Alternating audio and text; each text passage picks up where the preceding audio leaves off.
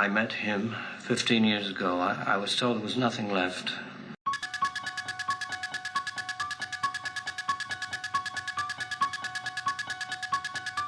No reason, no conscience, no understanding, and even the most rudimentary sense of life or death, of good or evil, right or wrong.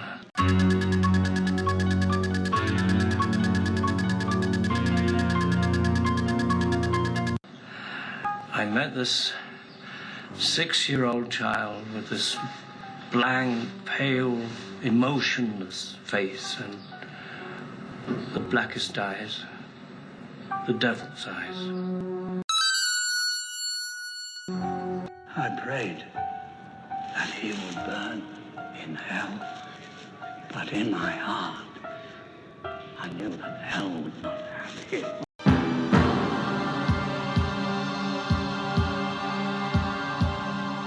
When there's no more room in hell, the dead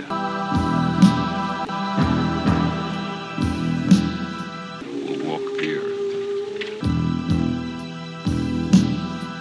Escape!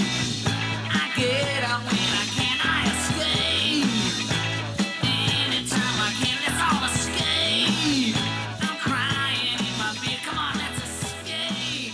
Just get me out. Welcome, fans. This is author Stephen Scott, and this is my podcast, Scott's Strange Stories, and They Never Should Have Killed Freddy.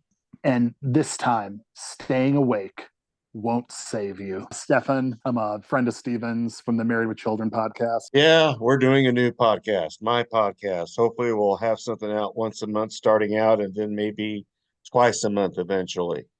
And our premiere one, we are going to dissect one of our personal favorites, Wes Craven's New Nightmare, released on October 14th, 1994. Well, for me, the cast plays themselves. It was something that my sister really didn't like it. I remember we saw it. Are we going to talk about where we first saw it? Yeah, we can. Go ahead. Tell me your story. Yeah, I first saw it. So my sister, I was with my family. We were like somewhere out west. I want to say like Montana. And my parents were going out for the evening. So my sister and I were at our hotel room, and this movie was on HBO. So we watched it. And this was the first R-rated horror movie I ever saw.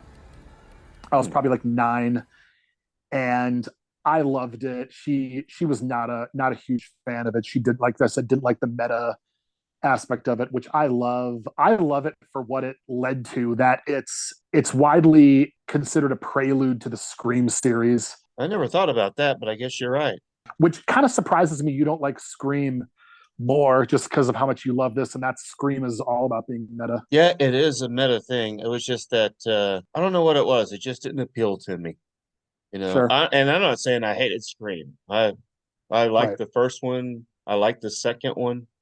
I remember feeling bored in the third one. I didn't see any more after that. I was just thinking, I liked it, and I'll leave it at that. It's the kind of way, believe it or not, I feel the same way about Ghostbusters. I liked it, but I didn't get why it was so hyped up and everyone was praising it out the wazoo. Mm-hmm. So it just didn't connect with me. I'll tell you my story with it is, I saw it in the theaters when it first came out. I wanted to see it, and initially I liked it, but here's the weird thing. It was about a year later, and I was in the video store, and I saw that, and I thought, I remember liking it. I'm going to watch it again. And I watched it, and I noticed a few things, and I liked it more. And then maybe 2 years later, it was on TNT Monster Vision with Joe Bob Briggs. And I thought, I'm going to watch it again. And I liked it even more. And it was one of those unusual things where on repeated rewatchings, I liked it more and more. I noticed new things about it. And that's what really made it stand out to me. And in some ways, as I watched it the third or fourth time, in a way it got scarier for me. I can't explain why. But I did like the meta part. I'm just saying that it was just weird how I liked it more and more with an additional watching. You ever had We all have movies experience like that? Yeah. I know I felt the same way with Dawn of the Dead. when I first saw that one. I liked it, saw it again, liked it more, saw it again, liked it even more, and it's my number two favorite of all time. So You mean the original? the original Dawn of the Dead, yes. I've never seen the original because it's like really hard to find on streaming. I've seen the remake, which I love. I love the remake. The remake is one of the best remakes ever done, but I Yeah. still have an affinity for the original. And Mhm. there's a reason why that one's hard to find. It has to do with rights issues because Romero made that with God, I can't think of his name all of a sudden. Dario Argento. And Dario Mhm. Argento's been really he's been just so stingy with his rights that they never came to an agreement, and now Romero's dead, so they really can't solve that very easily. That's usually why it is if something's hard to find. Hmm. That or like music licensing. Yes. Uh-huh. Now, was there anything you disliked about about Wes Craven's New Nightmare? Um, let me look at my notes here. Oh, one thing I did not like. It's I don't know if it could be considered a goof. So on the funeral, the scene when they're at the funeral, when they're at Heather's husband's funeral, Yeah. and you see Tuesday night is in the audience or is in attendance. Um, Maybe they later met at conventions or something, or at least in this universe they did, because she did not play Kristen Parker in 3, which that was where Heather Langenkamp reprised her role. That was Patricia Arquette. I never caught that. That's weird. Yep. Yeah, How many she did times not. as I've seen it? Yeah. Yep, she did not reprise her role for the 4th one. She actually came to Minnesota to do that movie called Far North. If you've ever heard of that with Jessica Lange. I think I have. Yeah, it's not a very good movie, but it's for people from Duluth, there's a lot of like notable filming locations. I think my mom donated like a hope chest that was used on the set of a movie or something. Hmm. Yeah. Well, there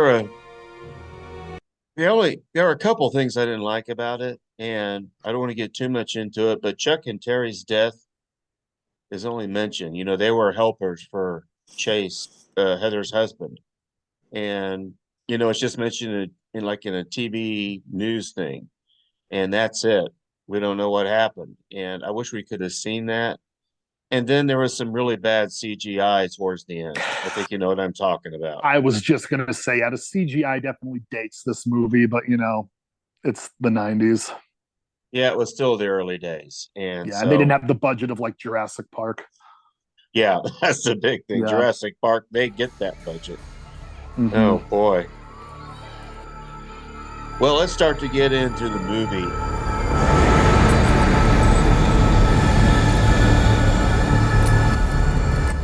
I noticed something else when I rewatched it just a couple weeks ago, and that is the opening set is the temple. That's the set at the end of the movie. Heather is even wearing the same night clothes she was wearing at the end of the movie. So it really implies that it's a continuous stream, like a time loop that keeps going and going and going. Right. And I found out something too. There's no opening credits. They did that for a reason. They want to make it seem like a documentary. I can see that. And then we get to the part, you notice that Freddy cuts off his hand. This implies he's not just going to use a glove. He's making a hand that's part of himself. And I really think that was a sign of that he's coming to life and breaking into the real world. Funny, it's warm, just like a real hand. Yeah, I never thought of that. So that's our opening scene. Dylan screams, and you might remember Heather is trying to protect him. And meanwhile, the claw hand by itself is attacking people. Where the hell is it? It attacks Chuck and Terry. Maybe that was the foreshadowing we were supposed to see. I don't know, when they get injured or killed. What'd you think of that opening scene? You think that was a way to do it, no credits and all that? Yeah, I thought it worked well.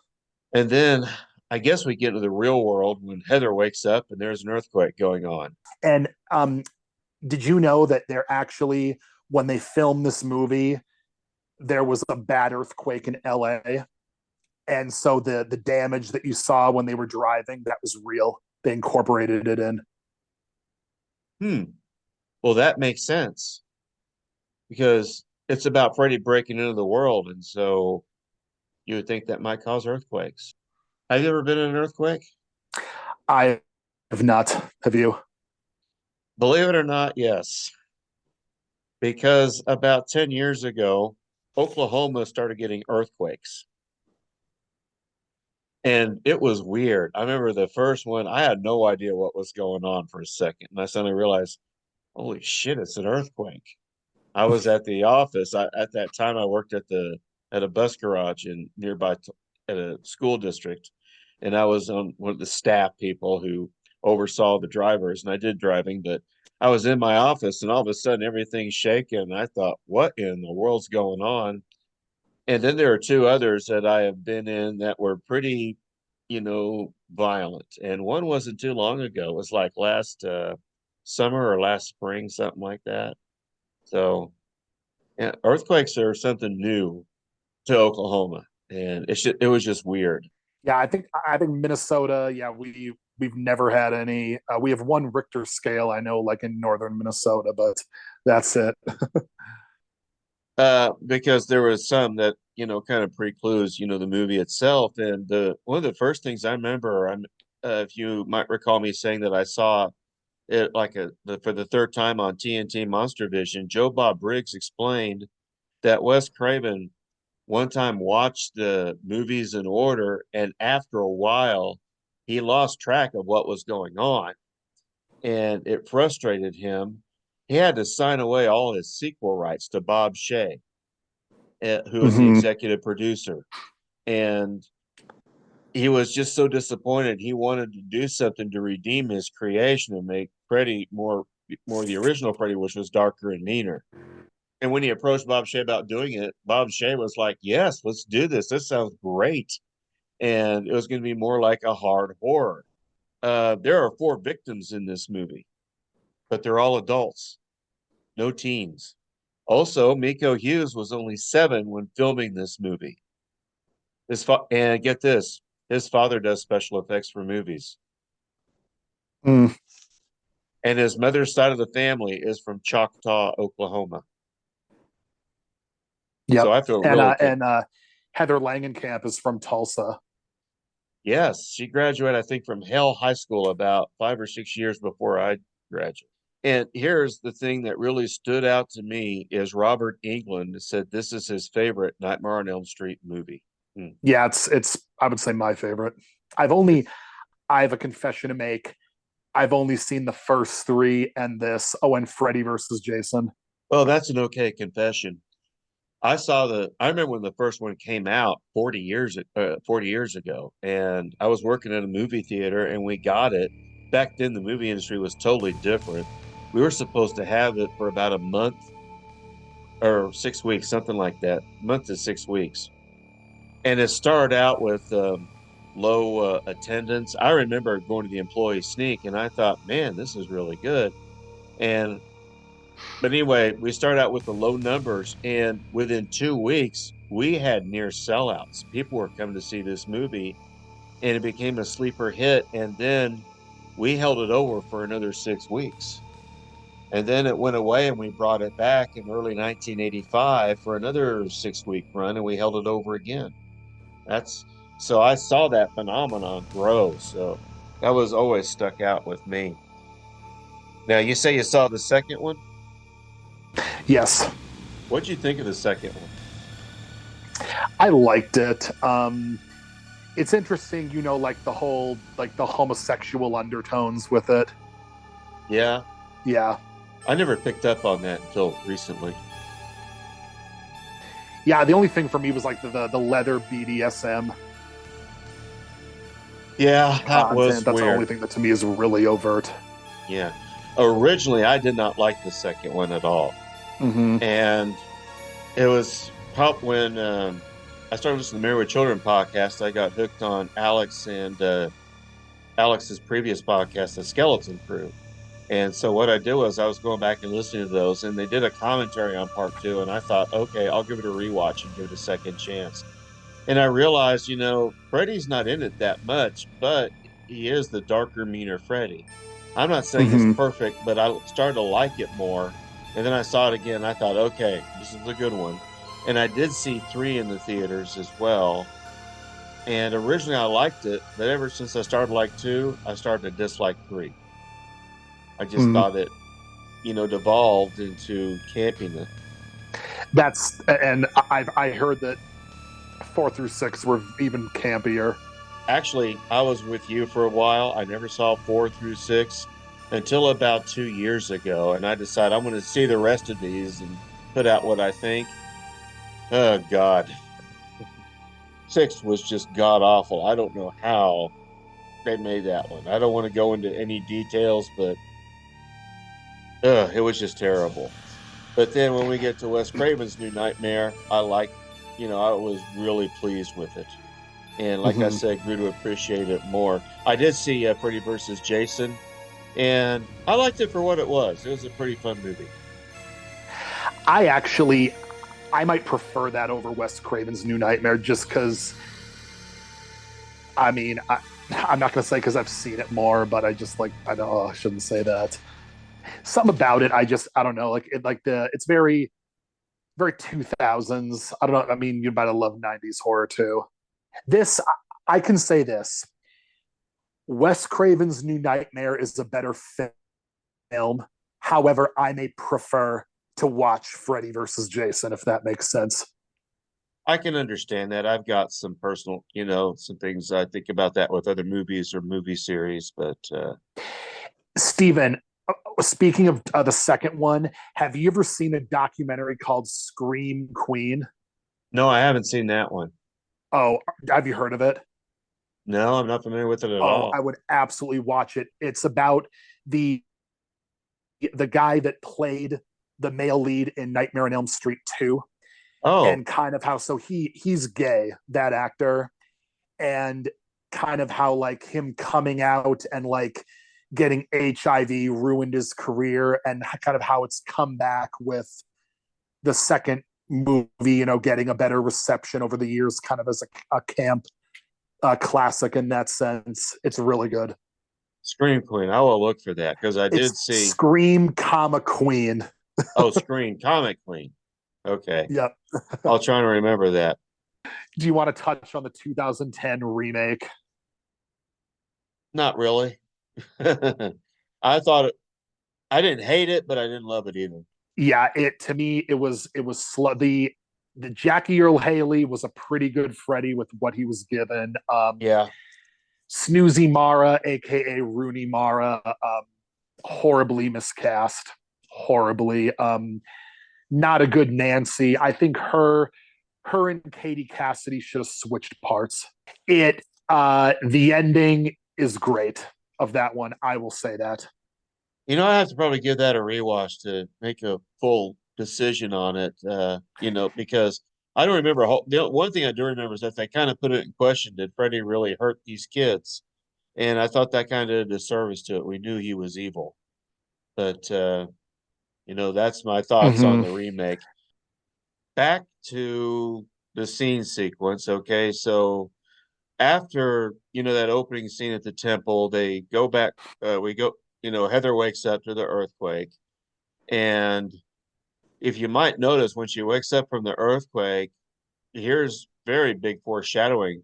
The claw marks on the wall right after the earthquake, and they look like the claw marks that Freddy makes with his hand. And then you might notice that a little bit later, when the movie's playing on the TV, the camera pans down and the TV is unplugged. But after that earthquake scene, that's when we meet Julie, Tracy Mildorf.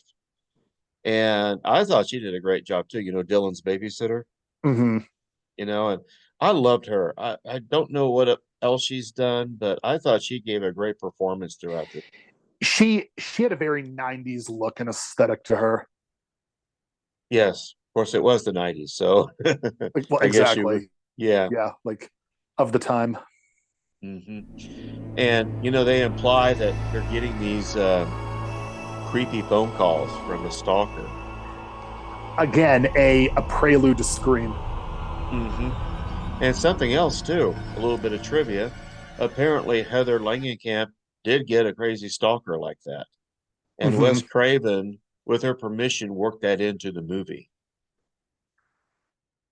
And And that, this stalking among Hollywood celebrities was a huge, like, especially a hot button issue at the time.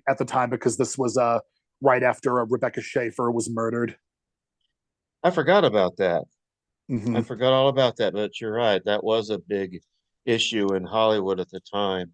People stalking and I don't know why people take it out on the stalkers. We're only trying to make friends. Yeah, I love the saying. There's a saying someone wrote. It's like, you call it stalking, I call it intense research. Oh boy. Well, anyway, so Heather has to go to do an interview. And the phone rings.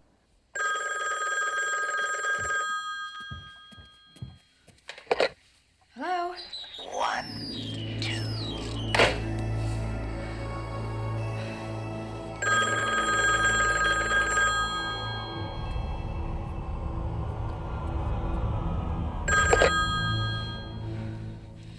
Hello? Freddy's coming for you. And then another ring. Leave us alone, you son of a bitch! LA limousine, ma'am. Just wanted you to know I'm out front. And this guy is a sleaze. I couldn't stand this guy. You played that girl?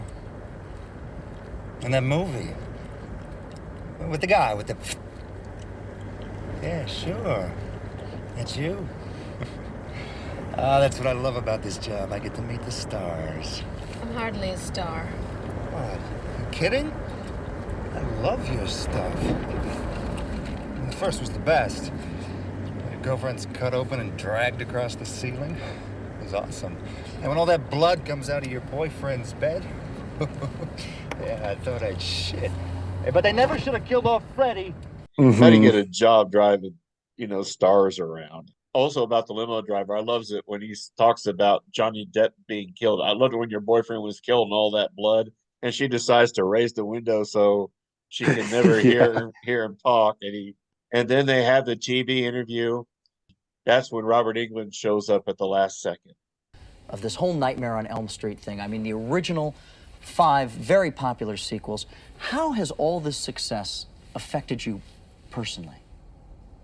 Well, I don't know if it really has, Sam.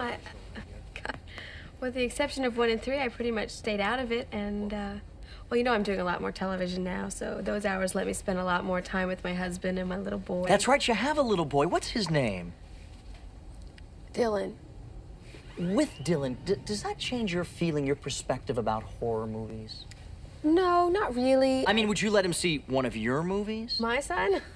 No. I'm sure people ask you this all the time. Is there going to be another sequel? And what's more, is Freddy really dead? Of course he is. Freddy's dead and gone. And how about your co-star in the original, in Nightmare 1? Would you trust him alone with Dylan? Robert? I don't know. You know what? Why don't we ask him how he'd feel about it? We've got a big surprise for you, Heather, and for our audience. Let's bring him out. He is the best of the bad. Let's say hello to Robert Englund. And I don't know what it was. They slowed it down and made it kind of eerie at that point. And I don't know what they were trying to do. Maybe I just thought that was interesting. maybe kind of emphasize like Heather's growing paranoia. That's a good point. Never thought of it that way. But after the show's done, Heather's on her way back and she gets a call from New Line Pictures. They want to talk to her about doing the next definitive Freddy movie. And holy crap, do they yank her around between like the stage manager and then it's like you need like Like Yeah. these people are aggressive. I'm like, I had that in my notes. I'm like, Jesus. That's the way Hollywood and show business is. Oh yeah. Yeah. Yep. Even the limo driver said, "We're going to be late, ma'am." And Hmm. Did you, speaking of Johnny Depp, did you know? So he was not at the funeral scene with a lot of the other past cast members because Wes Craven did not feel it'd be appropriate to ask him because Johnny Depp, was probably was a bigger star than anyone else who had been in those movies. And like after the movie came out, the two of them ran into each other. And Johnny Depp basically was like, "Why didn't you ask me to come back? I would have come back." I thought that was interesting too, that he said, "Hey, you should have called me. I would have come." I love when celebrities after they make it big don't forget their roots. Yes, that's always important. When Heather talks to Bob Shea, and that really is Bob Shea, and he's talking with her about doing the new definitive movie. Anyhow, a few weeks ago, I got a call from Wes, and he pitched me this really exciting idea. And I started thinking, who better to resurrect Freddy than his creator? Well, I thought Wes stopped doing horror movies. Do you know he actually told me he hadn't called me in the last 10 years because he hadn't had any really scary nightmares? There is his inspiration for this thing. Anyhow, he's right in the middle of the script. Which means he's having nightmares again. Well, he's very excited about it. The nightmares? No, sweetie, the script. And you should be too, because you're the star. And he talked about Wes is writing it something like crazy and wants you to be in it. And she was kind of unsure. And she asked him, "Are you getting strange phone calls?" And Bob Shea even does a decent acting job. Like he's spooked in a way. He seems spooked by this whole thing. The phone rings. How long has Wes been working on this script? I don't know, a couple months. Why? And since you've been thinking of making it, has anything funny happened? What do you mean? Well, like weird phone calls.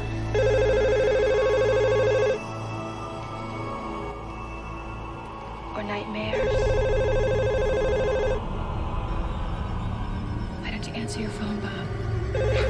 Come on, that's what the kind of people we pay around here for. Will someone pick up the damn phone?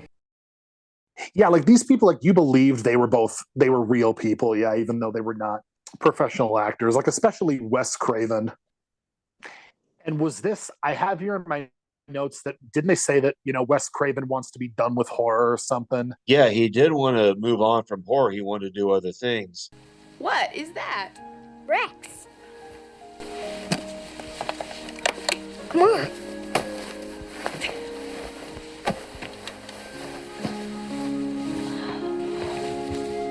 Rex keeps him down there. Who? The mean old man with the claws. He wants to come up while we sleep. I keep my feet up here. Rex keeps him down there. He's my guard. You should have a guard too. Dylan, there's nothing down there. Look, see?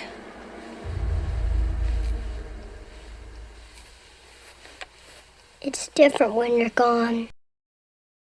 Chase, he died in that car wreck. He fell asleep at the wheel and Freddie got him. And Heather dreams about it. She wakes up and the next thing she knows, there are two policemen who are giving a death notice. And when I was a minister, I used to give death notices for the highway patrol. Not all the time, but I did plenty of them when I was out there in western Oklahoma. And those I forgot that's a thing. Yeah, those were not fun to do. Nope. And then, but someone has to do them. Yeah, and then that scene when she wants to identify the body and she goes to that morgue. Mm-hmm. I remember this part very vividly from when I remember most of this movie vividly from when I was a kid, but this scene especially. And it's like what the coroner said, when she saw Chase's body and she was repulsed by it. He says, sometimes it's the things we don't see that get us through the night. And did you know Langenkamp's real life husband was off to play himself, but he declined. I didn't know that. Yeah. I did not know that. I don't recognize the actor that played her husband in here from anything else.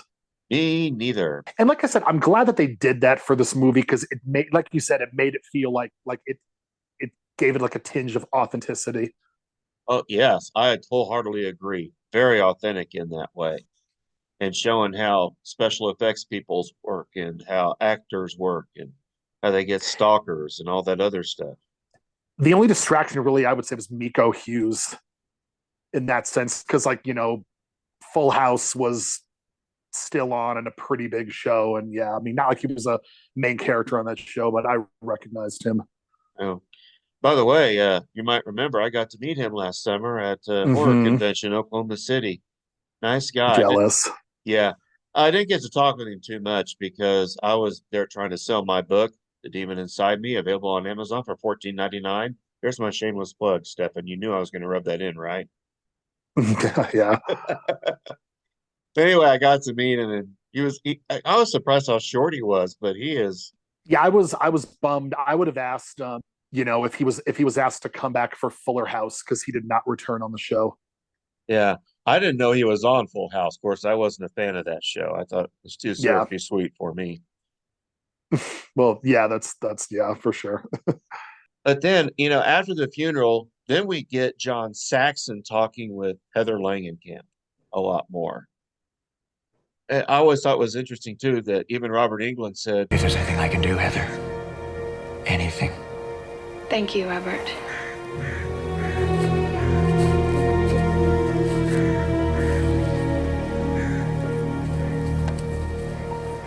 he seemed like a real good friend.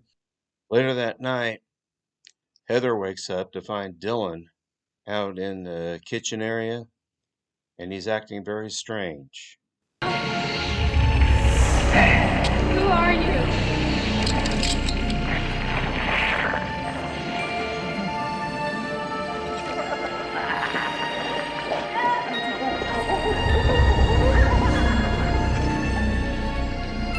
Dylan.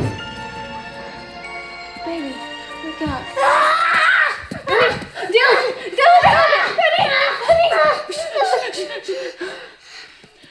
Come on. Okay, sugar. We're gonna go back to bed now. No, Mommy, I can't sleep there. Honey, you have to sleep. 1, 2, Freddy's coming for you. Where did you hear that? Did you hear that on that movie? Did you answer the phone? Dylan, where did you hear that song? In my bed. In your bed? Under my covers. Kids singing. And way down there, the man. The mean man. What is that man doing? Trying to get up. Trying to get up into our world. Dylan!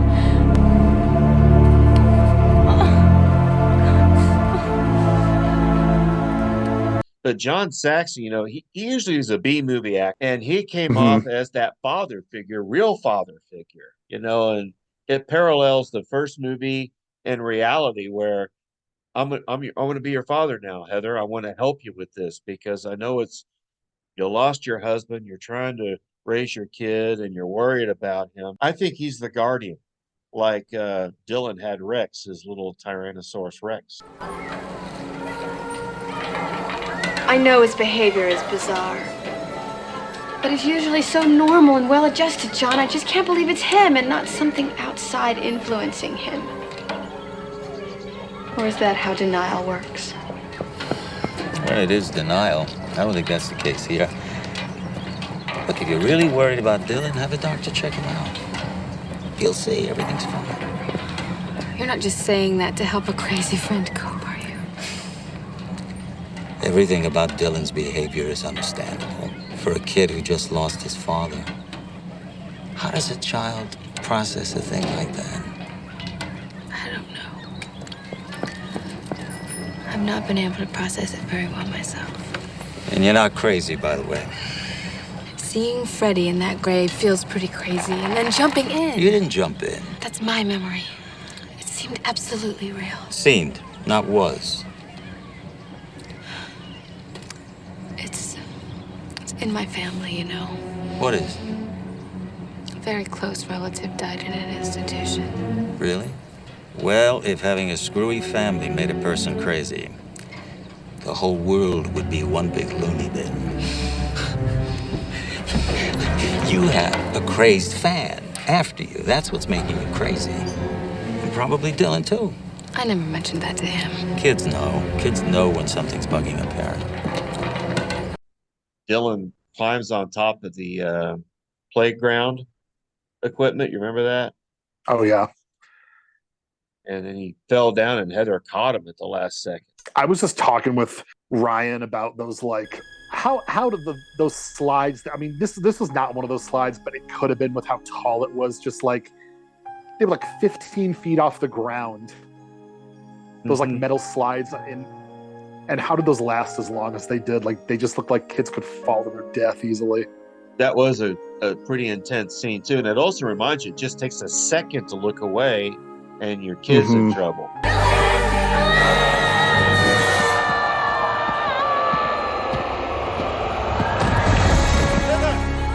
Make sure he's okay, John. Yeah. Are you all right? Good.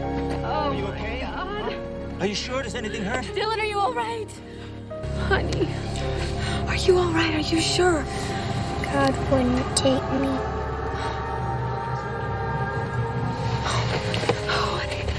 It's unbelievable.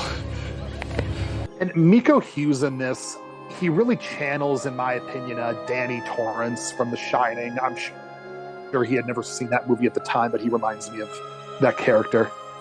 Yeah, I can understand. Yeah, and I agree. I thought he did mostly a really good acting job. Yeah. There were a few things I didn't like, but overall, he nailed it. And he also was in Pet Sematary, the original one. Was pretty creepy for like a toddler, but yeah, he would have been like 4, 5. Yes. And that, geez, yeah, that was yeah. And have you ever seen a movie called Mercury Rising? I've heard of it, but I've never seen it. Okay, because he was in that too. That's with Bruce Willis, and he plays an autistic kid that Bruce Willis has to like protect. So I think he channeled some of this role into that role. Yeah, but I thought he was a stellar actor. And audience, if you don't know, last summer a fan film came out starring Miko Hughes. It was called Dylan's New Nightmare, and it's considered the sequel to Wes Craven's New Nightmare. They have someone else play I forgot Freddie. about that. Yeah, did you ever see that on YouTube? Oh, I wish I would have watched it before we recorded. I'll watch it like soon. You might check it out. I'm not saying it's stellar. I think I gave it like a 3.5 out of 5. But overall, it's has a good story, and it does have some good creepiness to it. But back to the movie here, the scene progression, if I remember this correctly, she talks with John Saxon. At one point, she even calls Robert Englund. Yeah. Robert, Heather, you doing all right? hanging in there. You know the guy that was calling me all the time? He started again. And he's putting stuff in my mail again. Oh, listen, the SOB probably read about the funeral in the papers or something. Sick mother. It's the last thing you need right now, I'm sure. Actually, it's been giving me Freddie nightmares. Wait a second. Now, let me get this straight. You're having nightmares about Freddie? As in me? No, it isn't you. He's scarier. He's Darker. More evil? yeah. How did you know? Call it a guess. Pretty damn good guess. Anyway, what I was calling about was, have you seen any of the script by any chance? Well, Wes won't show it until he's finished. At least that's what he told me. Well, when is it going to be done? Now, the way he's writing, who knows? So weird. I asked him how far he was at the funeral. What did he say? Oh, yeah. As far as Dylan trying to reach God, whatever that means. Weird, huh? But putting your kid in the script? Robert, have you been having nightmares?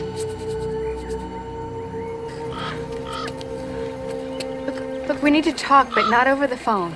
Can I come over? Actually, Heather, today's no good. There's something I have to finish. Tomorrow, maybe, huh? Okay, tomorrow. But early in the morning. And meanwhile, Robert, take care, okay? Yeah, sure.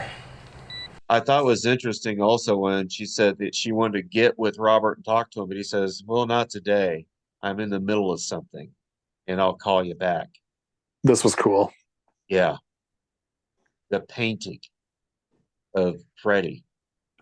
And Robert even saying that he's having a nightmares. And he says, Freddie seems darker and meaner.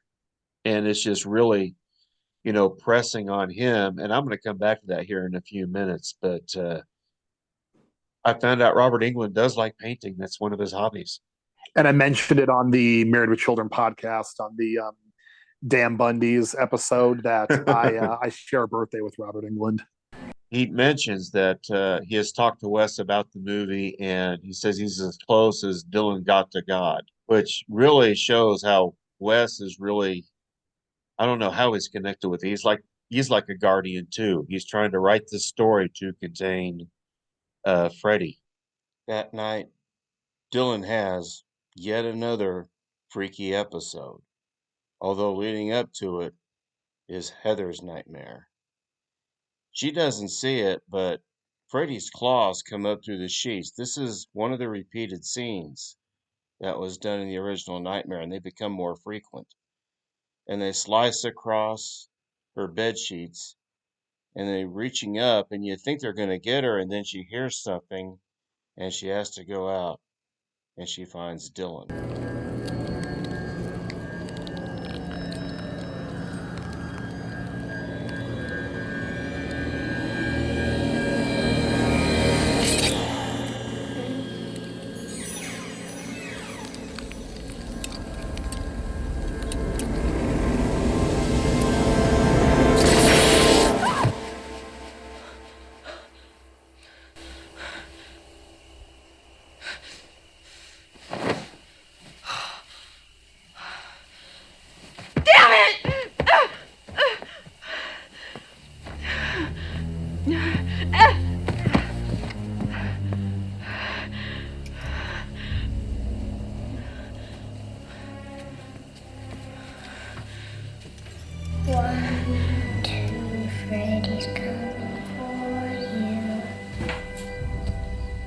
Dylan? Dylan? 3, 4, better lock your door. 5, 6, grab your crucifix. 7, 8, better stay up late. Dylan, don't sing that song. 9, never sleep.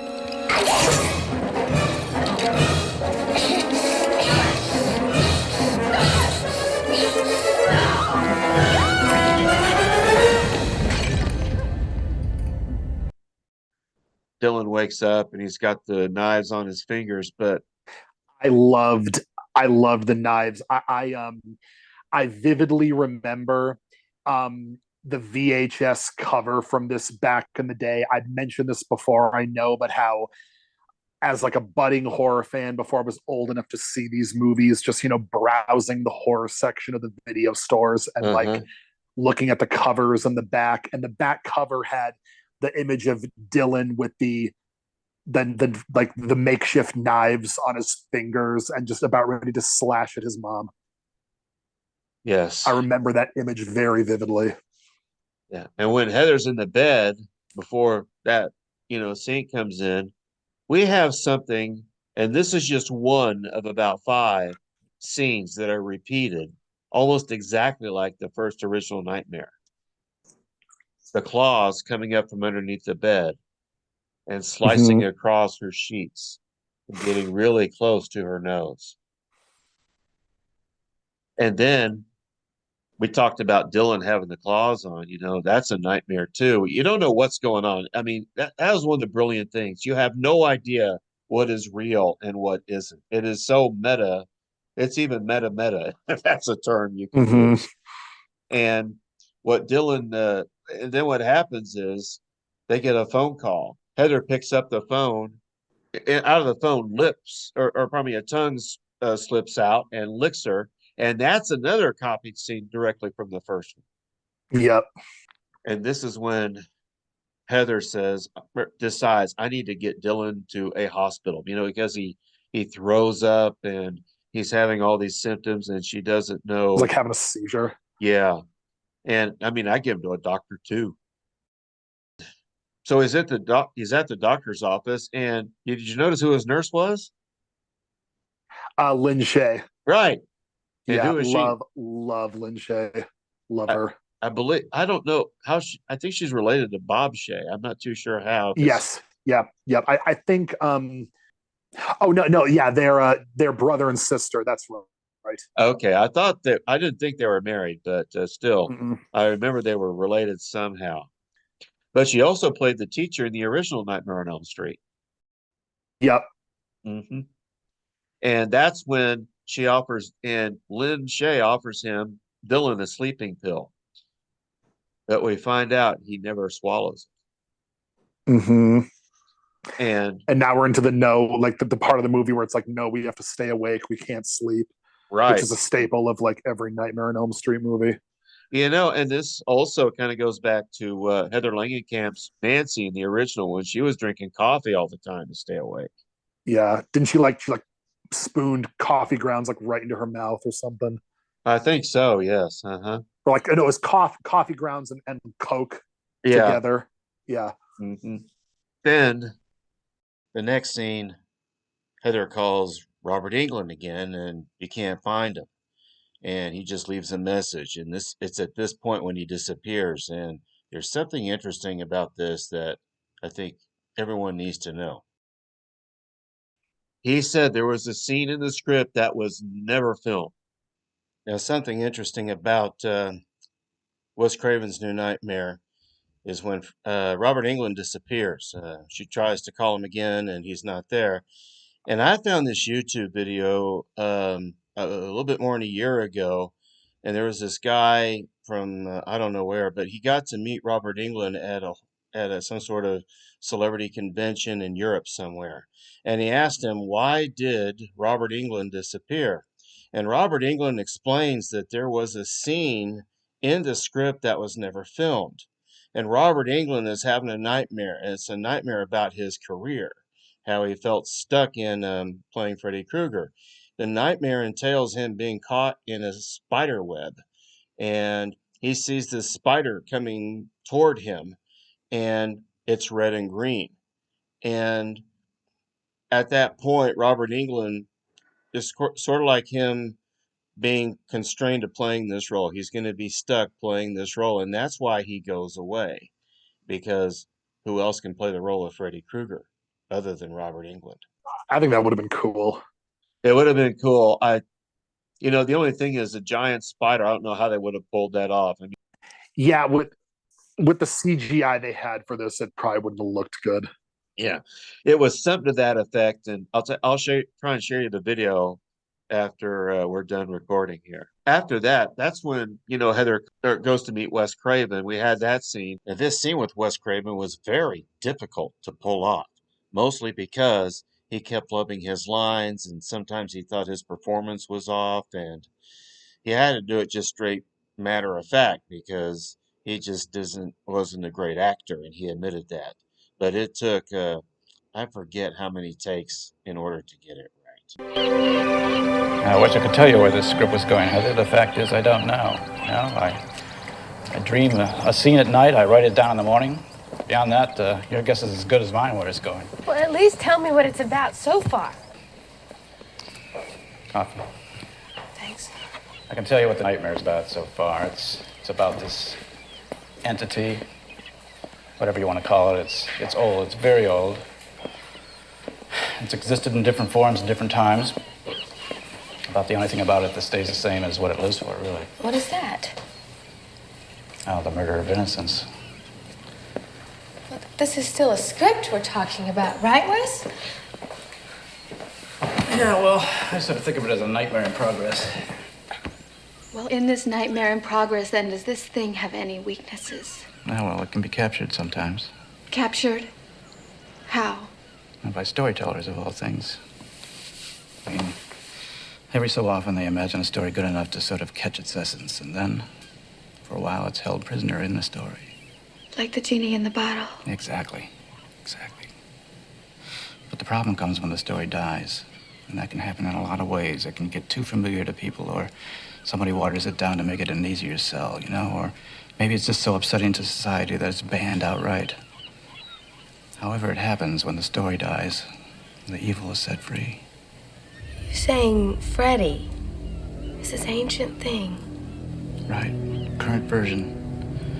And for 10 years, he's been held captive pretty much as Freddy in the Nightmare on Elm Street series, but now that the films have ended, the genie's out of the bottle.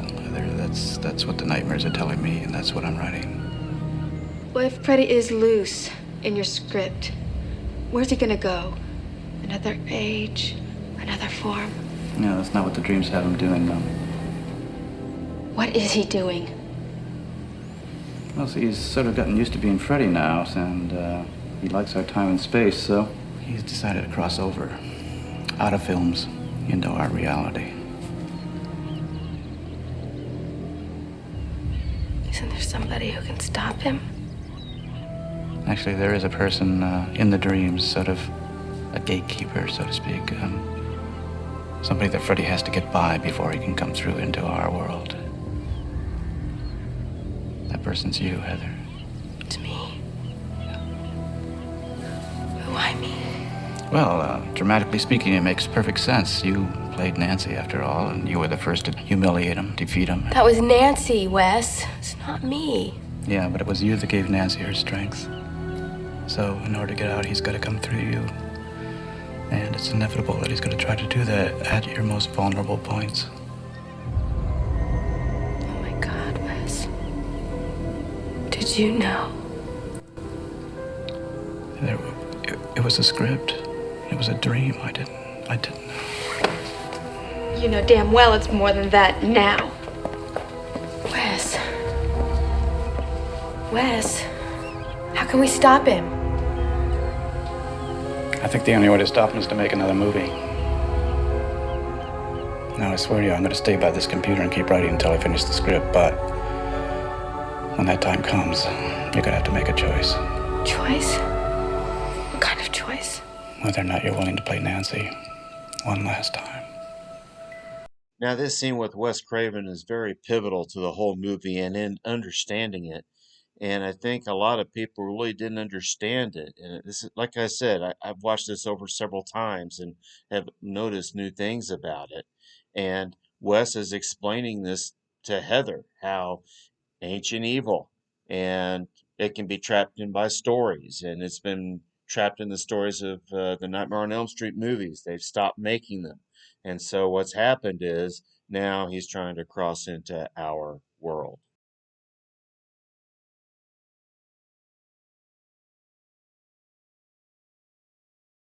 And I think you and I talked about this on the Married with Children podcast, of all places, but how it's really a retelling of Hansel and Gretel. Right. You never notice how Dylan really has memorized that story. He's memorized it to the bone because he quotes like the last two paragraphs or something like that. So he's obsessed with it. Then quickly Gretel came behind and pushed with all her might, plunging the wicked old woman headlong into the flames, banging the door shut and bolting it tight. The witch howled. That's enough. The witch howled like a scalded cat, but Gretel ran and left her there to perish nonetheless. She ran to her brother as fast as she could and flung open the door. "Hansel, Hansel," she cried, "we are saved. The witch is dead." Time for sleep. and he uses something as the breadcrumbs to find his way back. We'll get to that here a little bit later, though. Anyway, Heather then goes back home. And did you know she was reading the books on schizophrenia? Mm-hmm. Yeah. And I didn't catch this till about the third or fourth viewing, where how the schizophrenia and some symptoms are similar to sleep deprivation. Yeah, I didn't know that either. From what I understand, that is accurate. From what I understand, I might be wrong. If I'm wrong, people, you can correct me. But this scene just is really eye-opening because of that right there. She's worried because for Dylan, because she mentions to John Saxon, there is mental disease in my family. But now she's probably thinking, oh my God, it's probably sleep deprivation. And we know Dylan is not taking those sleeping pills. He's scared. Mm-hmm. And then this is when Heather finally meets Freddie. You might remember the earthquake happened. She looks Mm-hmm. at the coffee pot and she looks in her closet, and there he is. Miss me?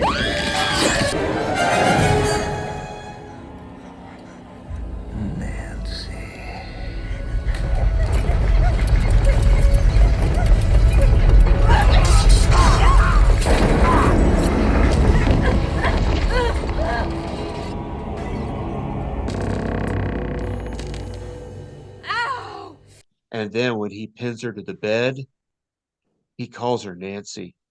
I never noticed that he called Heather Nancy until I watched it a couple weeks ago for this. Again, I can catch something new almost every time. Now she goes back to the hospital to see Dylan, and he's been put in an oxygen tent. This has to be, my God, one of the scariest scenes ever.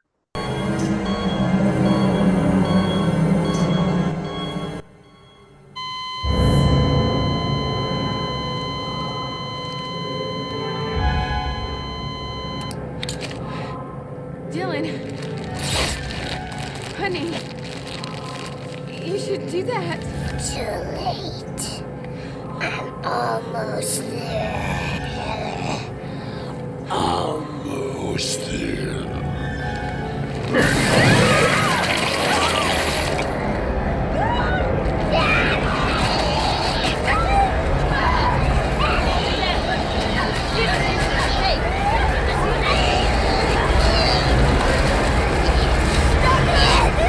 Keep her right there. We can't hold him much longer, Doctor.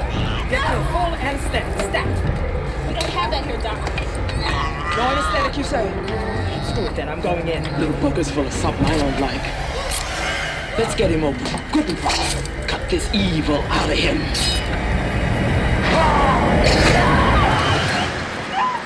Gloria! Somebody's got my baby! Freddie! Freddie? Who? Freddy Krueger or something? What the hell's going on? My baby! Freddie's got my baby! He's got my Dylan! Because she's lying, she's in that chair and she falls asleep, and all of a sudden, or he sits up and he opens up the tent and he throws up on her. And remember her voice, or pardon me, his voice was changing to Freddie's almost there, Heather, almost there. And he throws up on her and then he spasms. Did you ever notice that he was screaming, he was yelling for his daddy? I guess I didn't. Yeah, I noticed that maybe on my fourth or fifth watching. He is screaming for his daddy. Loss of father. I can't imagine that at what, 6, 7 years old, probably the age he's playing. Now, what'd you think of this doctor by any chance? Dr. Hefner? I remember, okay. You ever do it like you see a movie years ago and you think different actors play the people that, and then you rewatch when you realize, oh, it's not that actor? Yeah, I've done that. Yeah, I could have sworn that this doctor was played by CCH Pounder, if you know who that is. No, who is that? Oh, she's a character actress. If you ever seen Orphan? Yes.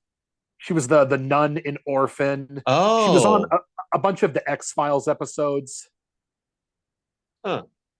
But this Dr. Hefner, how do you, and I can understand it. She's from the doctor's perspective, a science perspective. She's worried for Dylan's sake. She's worried about the cuts that Heather has. and she is worried about recreational drug use in the home too, eventually. And I mean, she's not seeing the supernatural stuff. So, like, yeah, you know, they're not trained I'm not going to believe you. Sorry. Yeah. I hated her initially, but I realized, well, she is kind of looking out for Dylan, and she is that medical person who's has to see things this way instead of a supernatural entity. But so I've grown to appreciate her a little bit more, but I found out something else, a little bit of trivia. Her name, Dr. Hefner, well, she was named for actually an MPAA official whose name was Hefner, who was a thorn in Wes Craven's side during his film career. Oh, we can't have that in this movie. We can't have that in this movie. So that's where the name came from. Have you ever seen, Stephen, a documentary called "This Film Is Not Yet Rated"? Yes, good movie. I love it. Love it. Yeah, won't go on a tangent there, but like Scream. Scream had what originally got an NC-17, and there were several cuts made, like maybe not much, like an extra 6 seconds of gore. And if you can track down the unrated version, like there's nothing in there that would not have entitled it to an R today at all. Uh-huh. Yeah, you're right. But anyway, Dr. Hefner walks in. She says, she's, Dylan's having a fit in the tent, and she says, yeah, prepare an anesthetic. Forget the anesthetic. I'm going in right now and cut that evil out of him. And you see her claws, and then she turns into Freddy. To me, that was one of the best scenes ever in this whole movie. Yeah, that's probably one of my favorite scenes in the movie. It was terrifying. Another one I vividly remember from when I saw this as a kid. Oh, I was going to say that's another scene I vividly remember seeing when I saw it as a kid that I remember to this day. Yeah. But when Heather wakes up, Dylan's gone, and now she's trying to find him. And this is when Dr. Hefner is kind of giving her the interrogation and about family recreational drugs and all this stuff, and says that Dylan's fine. His babysitter was with him, and they're taking him to this room. And we have 2 more scene repetitions. Heather goes to this part of the hospital where she's supposedly not allowed.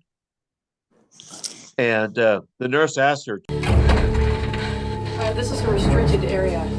Do you have a pass? Screw your pass. What does Heather say? Screw your pass. Screw your pass, yeah. Just like the original. This was kind of refreshing to see an R. I have in my notes here. It's refreshing to see an R-rated horror movie not have excessive profanity. Yeah. Like, it doesn't always need it. Yeah. Especially if the main characters are not teenagers. She gets it. She finds Dylan with Julie. Heather, I've got someone here who wants to see you.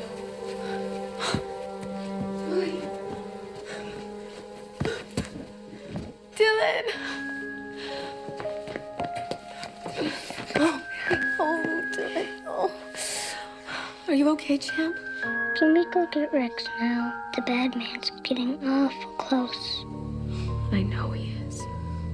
We're gonna go get Rex right now. Hurry up, please. I'm sleepy. I promise. Cross my heart. But Dylan, until Mommy gets back, whatever you do, don't fall asleep. They're preparing a shop for him. They remove Heather because they're going to question her again with security. While Julie is in there with Dylan, they're preparing something to help him sleep. And Julie says, no, we're not doing this. They, distracted her. The other one had a needle too and pushed it in. And Just keep your eyes open. Do that for me, okay? Come on, now stay awake. Stay awake for me, Dylan. I want you to stay awake, okay? Stay awake. Keep your eyes open. There you go. Dylan, what's the matter? Julie, behind you.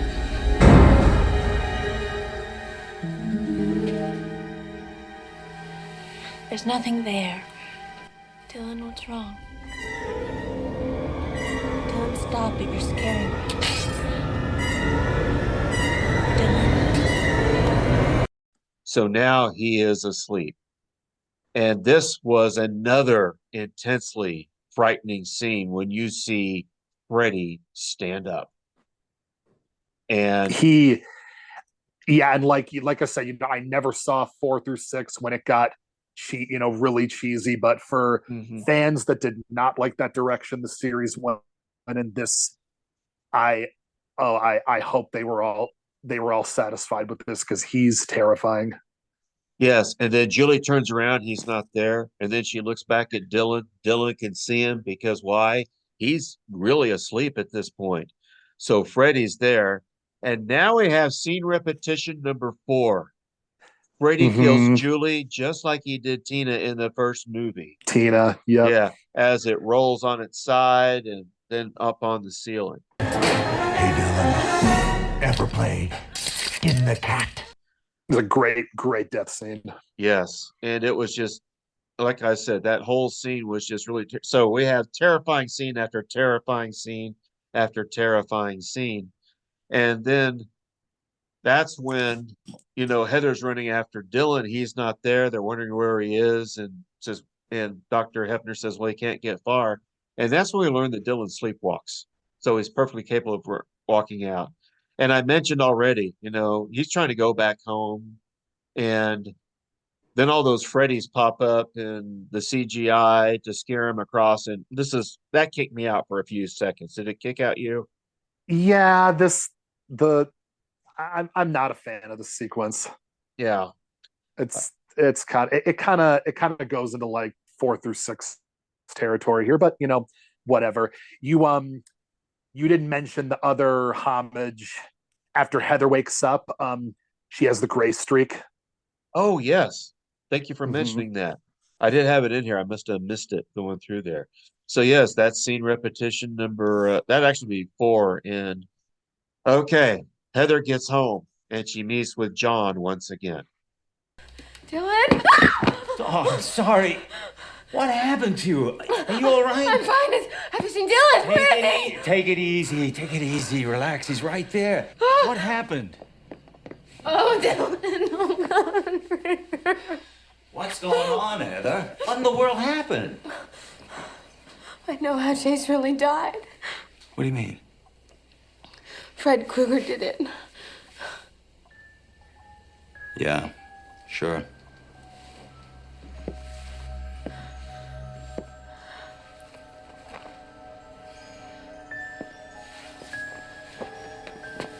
You saw him, didn't you? Coming for you. Nancy, let's go outside. Dylan. He'll be all right. He eventually calls her Nancy. And I it- loved this transition. Yes. It was like butter. Nancy, pull yourself together before you make yourself and that kid nuts.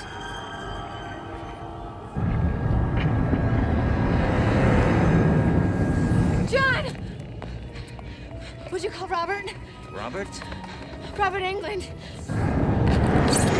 You know, the guy who plays Freddy. Freddy who? Freddy Krueger.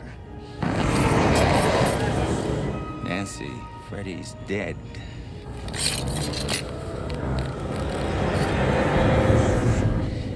Don't start losing it like your mother did. I love you, sweetheart. Don't forget that.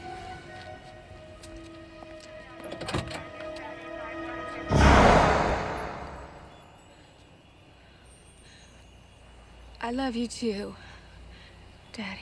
Oh, God, yes. And it's really powerful, too, because if you really think about it, she finally says to him, I love you too, Daddy.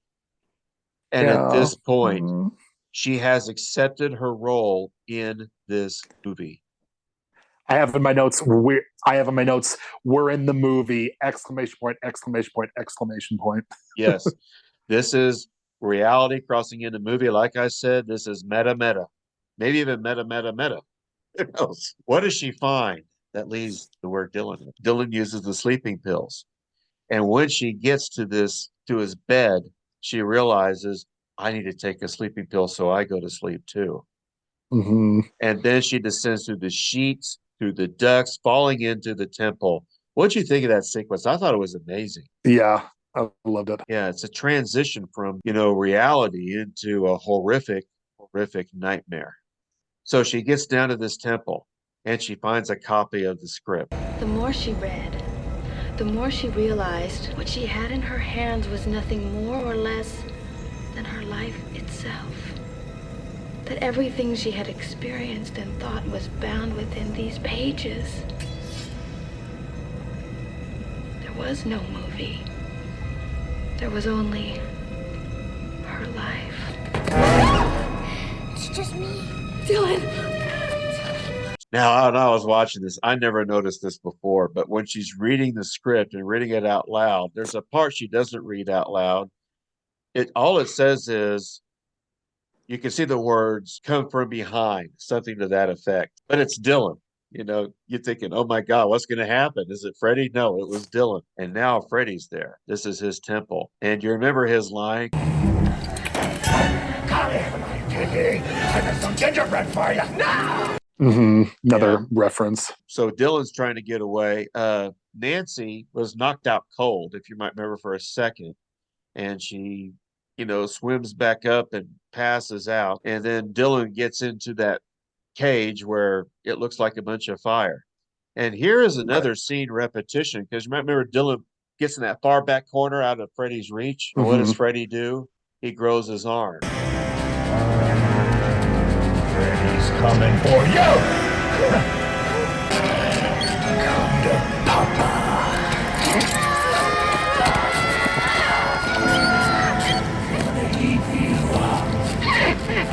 Grows his arm, yeah. Just like in the first one, except in the first one, it was both his arms. And he's able to get Dylan and pull him over and get him closer. His mouth is opening wider. Meanwhile, Nancy is waking up, here's Dylan, and she runs up the stairs. Another scene repetition. Yeah. Her feet sinking into the steps, just like in the first movie. Melting. Yeah. Did you notice another reference to I mean, I guess this was implied with the transition into the movie. She was wearing the white pajamas. Yes. Yep, from the first. Yeah. There was the same thing she was wearing in the first of this movie too. So she's able to get Freddy into the oven, just like in Hansel and Gretel, slam the door, and then the fire just consumes him. And so Krueger is burned to death once again, just as he died in the first film. So, and then we have one other bad CGI. Oh boy. When Freddy appears as the devil. Did you remember that? Yes. They should have left that one alone or done something else. But they jump into the water, and the next thing you know, they come back and they are free. And they're back home. Mother smothers them with kisses, and they live happily ever after. But not before she finds the completed script and starts to read it. You're saved. The witch is dead. And his mother covered him with kisses, and they were safe.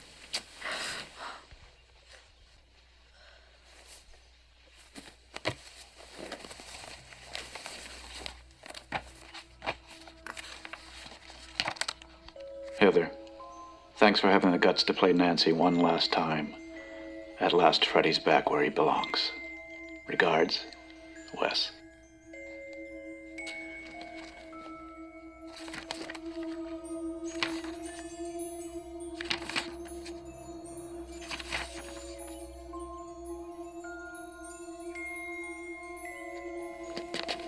Is it a story?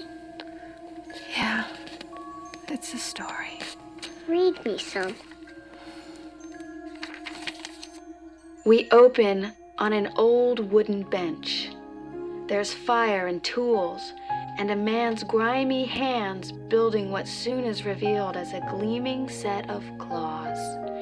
And the claws are moving now, as if awakening from a long and unwanted sleep. Then the man lays one trembling hand flat upon the table, and with his other picks up a thick, sharp blade. Behind the lights, faces watch from the darkness, ready to laugh or scream in terror.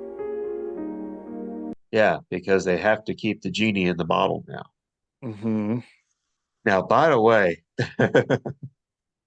I noticed something else on my recent rewatch. The cast list. Heather Langenkamp herself, Bob Shea himself, John Saxon himself, Wes Craven himself, Robert Englund himself, Freddy Krueger himself. I love that. Yeah. This movie is just pure genius from beginning to end, despite the flaws I mentioned.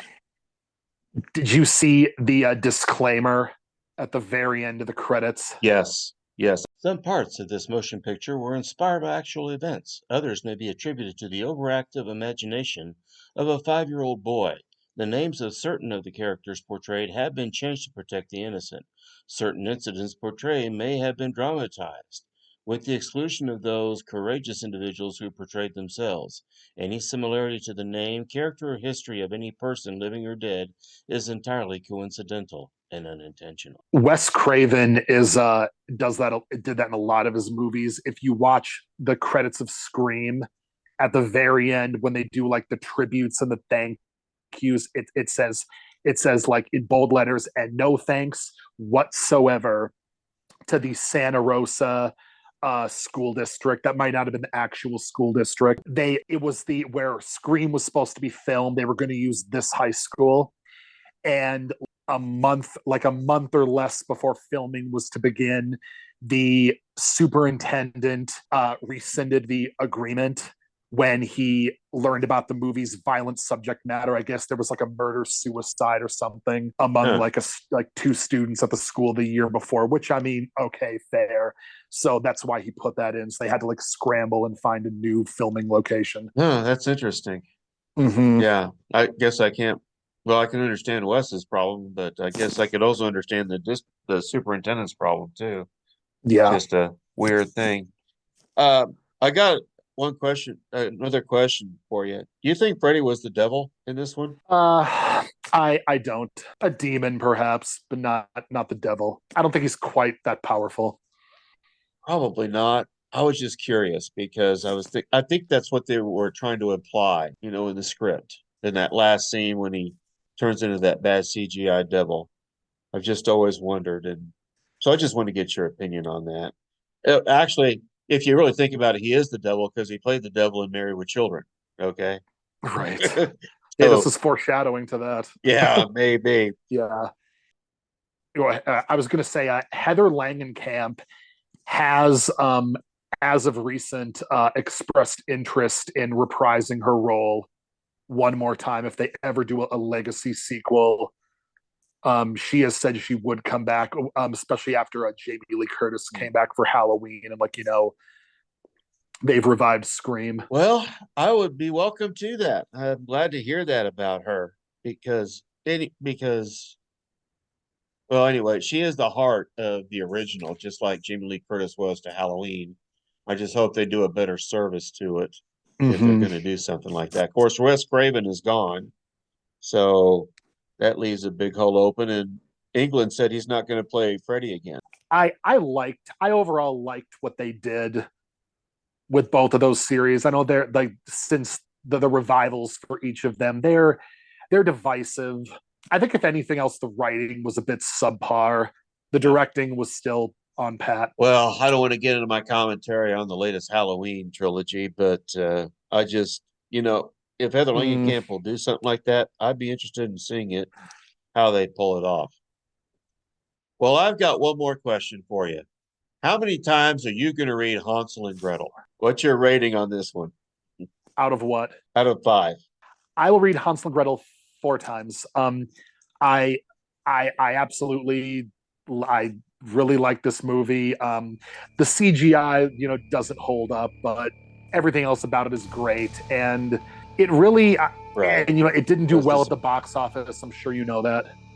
It was still it more than doubled its budget, so it was technically profitable. Well, I mean, this, they didn't have any big name actors really, so they didn't have to pay outrageous salaries. I think it's aged especially really well, especially if nothing else, being a prelude to Scream. Yeah, definitely. Of course, this was also at a time when the early to mid '90s horror movies were dying off pretty much. Oh God, yeah. And that's one thing I will give Scream credit for, even though I thought it was okay and entertaining. They got that resurgence of the horror movies going in the late '90s, so I appreciate that. In my opinion, the only 2 really high quality horror movies of the pre-Scream 90s were this and Candyman. Maybe People Under the Stairs. Yeah, I didn't care for People Under the Stairs, but I would agree with you on Candyman. I thought that was a Yeah. really good one. But now I want to give it my rating, and I'm going to give it 4.5. I'll read Hansel and Gretel 4.5 times out of 5. Dylan can finish the rest for me. Yeah, okay, because it's pretty much the same thing that you have. The dated CGI, and there were a couple of there were just a few things in there I thought that kind of made it clunk a little bit at a few points. Not many, but a couple. But overall, I thought I'll give it 4.5, and I'll stand by that. And I thought it was, like I said, the best of the series. I even liked it more than the original.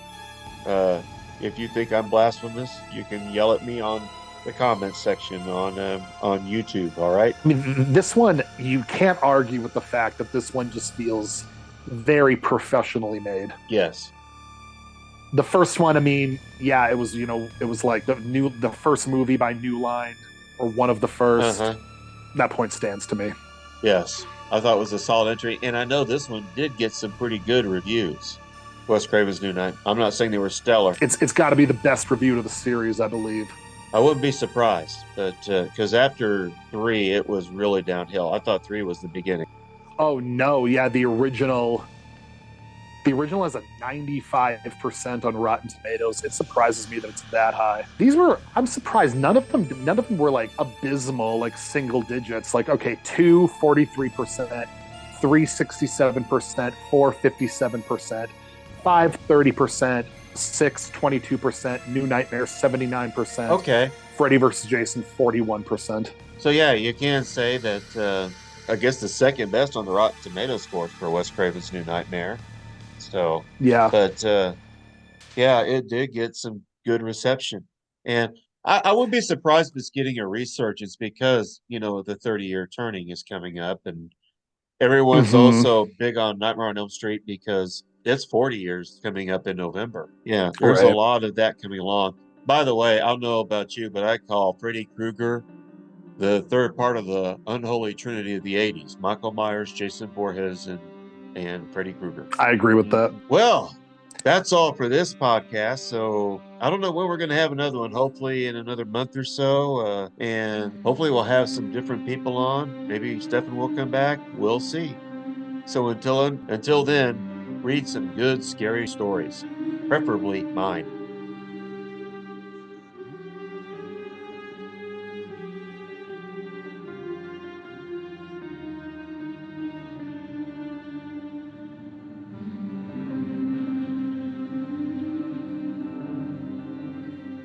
Scott's Scary Stories podcast would like to remind you to look at the latest book by Stephen W. Scott, The Demon Inside Me, a first-person account of demonic possession. What's going on in the mind of the person possessed? How does he perceive his mother and sister and the priest trying to help him? Available on Amazon and for order in most bookstores. Right now it's on sale for $12.99 on Amazon until November 1st. Never sleep again.